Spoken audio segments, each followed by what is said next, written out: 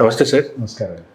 ఈ మధ్యకాలంలో సులువుగా షాపింగ్లు చేయాలన్నా లేదంటే అప్పులు చేయాలన్నా ప్రతి ఒక్కరికి అట్రాక్ట్ చేస్తుంటారు. ఏ షాపింగ్ మాల్కి వెళ్ళినా కూడా సార్ మీ క్రెడిట్ కార్డు ఉందా, మేము మా కంపెనీ మీ క్రెడిట్ కార్డు ఇస్తుందని చెప్పి ఒక ఫామ్ ఫిల్అప్ చేయించి వాళ్ళతో కార్డులు తీపిచ్చి, అసలు ఈ కార్డులు తీసుకునే విషయంలో ఎటువంటి జాగ్రత్తలు పాటించాలంటారు? క్రెడిట్ కార్డు వాడటం మంచిదా కాదా, ఏం చెప్తారు అసలు దానికి సంబంధించి? ఇప్పుడు ప్రపంచంలో ఈ దేశంలో కాదు ఎక్కడ కూడా no lunch is at free of cost. ప్రతి దానికి ఛార్జ్ అనేటటువంటిది ఉంటుంది దాంట్లో. ఇప్పుడు క్రెడిట్ కార్డ్ అనేటటువంటిది క్యాష్ని క్యారీ చేయకుండా ఉండే సౌలభ్యం కోసం మాత్రమే ఇచ్చినటువంటి ఒక చిన్న ఫెసిలిటీ అది. అంతేగాని క్రెడిట్ కార్డ్ని ఇష్టం వచ్చినట్టు యూజ్ చేసుకుని అది కనుక నా ఇష్టం వచ్చినప్పుడు పే చేస్తానన్నప్పుడు దాదాపు వాటి మీద 12-14% వరకు కూడా service charges, late payment charges కూడా వసూలు చేసేటటువంటి ప్రమాదాలు ఉన్నాయి.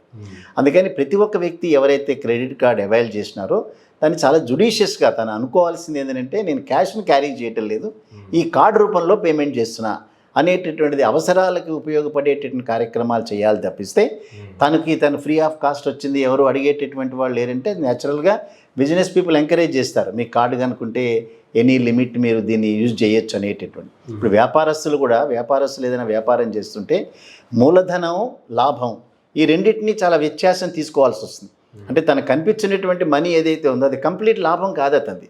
పెట్టినటువంటి పెట్టుబడి మీద వచ్చేటటువంటి లిటిల్ మనీ ఏదైతే ఉందో ఆ లాభాన్ని మాత్రమే అతను ఖర్చు పెట్టాలి తప్పిస్తే మూలధనాన్ని కూడా ఖర్చు పెట్టేటటువంటి పరిస్థితి కనుక వెళితే చివరికి ఆ వ్యాపార సంస్థ కుప్పకూలుతుంది. ఇక్కడ కూడా ఇండివిజువల్స్ అంతే. నా దగ్గర ఒక క్రెడిట్ కార్డు ఉంది అని అంటే దాన్ని చాలా జుడిషియస్గా దాన్ని ఉపయోగించుకునేటటువంటి దాన్ని కనుక గమనించకపోతే తప్పనిసరిగా 15 రోజులు 20 రోజులు ఆ లిమిట్ ఇస్తారు బ్యాంకులు. ఆ 20 రోజుల తర్వాత ఖచ్చితంగా 12% ఇది ఎక్కువ వడ్డీని వసూలు చేసేటటువంటి ఏరియా ఇది క్రెడిట్ కార్డ్స్ అనేటటువంటి. సో ఎప్పుడైతే మామూలుగా మీరు తీసుకునే హౌసింగ్ లోన్ కానీ లేకపోతే ఇంకో లోన్, ఎడ్యుకేషనల్ లోన్ 7%, 8% అవన్నీ కూడా ఇది 12-14% వసూలు చేసేటటువంటి ఏరియాలు ఇవన్నీ కూడా. అంటే ఆల్మోస్ట్ పర్సనల్ లోన్ అవైల్ చేశారనేటటువంటి దాంతో. సో మనం తీసుకునేటటువంటి దాని మీద మనం ఈ వడ్డీ అనేటటువంటిది ఎక్కువ చేయకుండా లేట్ పేమెంట్ ఛార్జెస్ కూడా అవాయిడ్ చేస్తూ చాలా జుడిషియస్గా కనుక ఉపయోగపడిన రోజున క్రెడిట్ కార్డు తప్పనిసరిగా ఉపయోగపడేటటువంటిదే. ఎందుకంటే అన్ఫోర్సీన్ సడన్గా మనం ఏదైనా ఒక షాపింగ్కి వెళ్ళటం, సడన్గా ఏదైనా కనుక ఖర్చు వచ్చినప్పుడు దాన్ని పేమెంట్ చేసి తర్వాత రోజునే మనం గుర్తుపెట్టుకుని కనుక అది పేమెంట్ చేసిన రోజున మనం చాలా సర్వీస్ ఛార్జెస్, లిటిల్ సర్వీస్ ఛార్జెస్తో బయటపడేటటువంటి అవకాశాలు ఉంటాయి. అట్లా కాకుండా అవసరం లేకుండా కూడా ఉపయోగపడిన రోజున బ్యాంక్ అయితే కామ్గా ఊరుకోదు, తప్పనిసరిగా వీటన్నిటి మీద చర్యలు తీసుకునేటటువంటి ప్రమాదాలు ఉంటాయి. జనరల్గా కార్డ్స్ జేబులో ఉంటాయి కాబట్టి అవసరం ఉన్నా లేకపోయినా మనకి అన్నెసెసరీగా కూడా చాలా ఖర్చులు పెడుతూ ఉంటాం. సపోజ్ ఏదో షాపింగ్ మాల్కి వెళ్తాం, మనకు అవసరం లేదు అయినా ఎప్పుడో ఉపయోగపడుతుంది అన్నట్టు కొంటాం, తీసుకొచ్చి పడేస్తాం. కానీ రేపు కట్టుకునేటప్పటికి వచ్చేటప్పటికి మళ్ళీ ఇవన్నీ పెనుభారం అయిపోతూ ఉంటాయి. సో ఇక్కడ కార్డు జేబులో ఉండటం వల్ల మీరు అన్నట్లుగా ఏదైతే క్యాష్లెస్గా మనం క్యారీ చేయడానికి ఉపయోగపడుతుంది, కానీ ప్రతిదానికి దీన్ని ఇట్లా వాడుకుంటూ పోతే జనాల్లో ఎట్లా అంటారు దీనికి? అంటే ఇప్పుడు బ్యాంక్స్ క్రెడిట్ కార్డ్ సిస్టంతో వాళ్ళకు ఒక రకమైనటువంటి ఇన్కమ్ని పెంచుకునేటటువంటి ఏరియా అది. అందుకని సిబిల్ స్కోరింగ్ అనేటటువంటిది కనుక వాళ్ళకు పర్మిట్ చేస్తే క్రెడిట్ కార్డ్స్ని చాలా విరివిగా ఇచ్చేటటువంటి అవకాశం. ఫస్ట్ ఈ దేశంలో సెంట్రల్ బ్యాంక్ ఆఫ్ ఇండియా దాన్ని ఇంట్రడ్యూస్ చేసింది లాంగ్ బ్యాక్. ఆ ఇంట్రడ్యూస్ చేసిన తర్వాత అన్ని బ్యాంకులు కూడా దాన్ని ఫాలో అయ్యి ఇవాళ ఎట్ ప్రెజెంట్ ఈ క్రెడిట్ కార్డ్స్ ఏవైతే ఉన్నాయో అది చాలా పాపులర్ అయినటువంటి ఏరియాస్ ఇవన్నీ కూడా. అందులో ఇవాళ స్టేట్ బ్యాంక్ ఆఫ్ ఇండియా చాలా అగ్రగామిగా ఉండి ఈవెన్ ప్రైవేట్ బ్యాంక్స్లో న్యూ జనరేషన్ ప్రైవేట్ బ్యాంక్స్ కూడా ఇష్యూ చేస్తున్నాయి చాలా పెద్ద ఎత్తులోనే. అది ఇవన్నీ జాగ్రత్తలు తీసుకునే వాళ్ళు చేస్తున్నారు దీనిలో. కానీ ఉపయోగించేటటువంటి కన్జ్యూమర్ మాత్రం దానికి తగు జాగ్రత్తలు తీసుకోకుండా దానికి అనవసరమైనటువంటి ఖర్చు కనుక పెట్టిన రోజున ఆ ఎఫెక్ట్ అన్నది అతని ఇండివిజువల్ బ్యాలెన్స్ షీట్ మీద కూడా పడే ప్రమాదాలు ఉంటాయి. అదర్వైజ్ కొద్దిగా ఇండిసిప్లైన్ పీపుల్ ఉంటారు, వైఫ్ అండ్ హస్బెండ్ కొత్తగా పెళ్ళైనటువంటి వాళ్ళు కానీ, లేదా తను వచ్చేటటువంటి ఇన్కమ్ని దృష్టిలో పెట్టుకోకుండా విరివిగా ఖర్చు పెట్టే మనస్తత్వం ఉండేటటువంటి వాళ్ళు కానీ, ఇది ఖచ్చితంగా బ్యాంకులకు ఉపయోగపడేటటువంటి రెమ్యూనరేటివ్ సిస్టమ్సే ఉన్నాయవన్నీ కూడా. బట్ ఇండివిజువల్స్ ప్రమాదకరమైనటువంటి పరిస్థితులు పడతారు.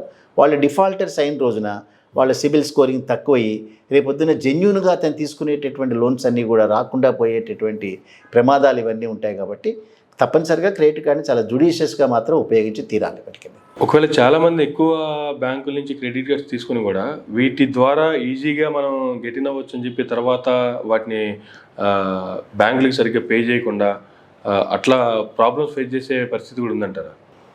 అంటే ఉంటాయండి ఇవన్నీ కూడా. నేను చెప్తున్నా కదా, ఇండిసిప్లైన్డ్గా తనకి అవసరం లేకుండా ఖర్చులు పెట్టుకున్నటువంటి రోజున తప్పనిసరిగా బ్యాంకులకు పే చేయకుండా డిఫాల్టర్స్ అయ్యేటువంటి ప్రమాదాలు ఉంటాయి. అనేక బ్యాంకులు క్రెడిట్ కార్డ్స్లో లాట్ ఆఫ్ మనీ అనేటటువంటిది అవుట్ స్టాండింగ్ ఉన్నాయి.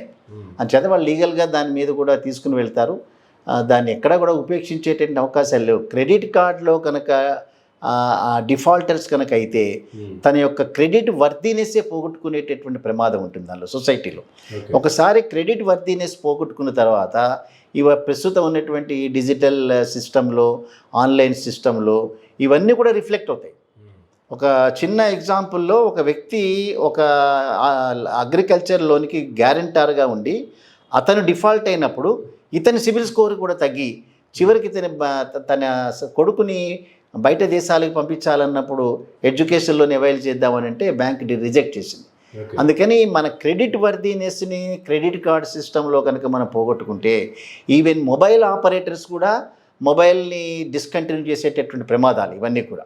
సో అంచేత ప్రతి దాంట్లో కూడా ఇవాళ అన్నీ రిఫ్లెక్ట్ అయ్యేటటువంటి అవకాశాలు ఉంటాయి. కాబట్టి కన్సూమర్స్ చాలా జాగ్రత్తగా దీన్ని యూజ్ చేయాలి. ఒక్కొక్కళ్ళు 5AC 6AC పెట్టుకునే సందర్భాలు ఉన్నాయి. ఇప్పుడు కూడా చాలామంది పర్స్ ఓపెన్ చేయగానే సిరీస్ ఆఫ్ ఒకటి private bank, new generation, public sector, గ్రామీణ బ్యాంక్ అన్నీ పెట్టుకుంటారు అలా. అవన్నీ అవసరమయ్యేటటువంటిది. ఇవన్నీ సొసైటీలో తనకేదో ఇమేజ్ని పెరుగుతుందనేటటువంటి అపోహలో ఉంటారు తప్పిస్తే ఒక వ్యక్తికి ఒక క్రెడిట్ కార్డు సరిపోతుంది. ఇంకా కనుక ఏదైనా అప్పుడప్పుడు ఇబ్బందులు కనుక వస్తాయన్నప్పుడు ఆల్టర్నేటివ్గా ఇంకో క్రెడిట్ కార్డు పెట్టుకున్నా దాన్ని సరిపోతుంది తప్పిస్తే అనేక క్రెడిట్ కార్డులు పెట్టుకుని వాటన్నిటిని యూటిలైజ్ చేసి పేమెంట్ చేయలేక ఇబ్బందులు పడి చివరికి డిఫాల్టర్స్గా అయ్యి తన సిబిల్ స్కోర్ని తక్కువ చేసుకుని లీగల్ యాక్షన్స్ని ఫేస్ చేయటం కంటే జుడిషియస్గా దాన్ని స్పెండ్ చేయడం అనేటటువంటిది ఖచ్చితంగా అందరూ పాటించాల్సినటువంటి విషయం ఇదైతే. Thank you sir. Thank you.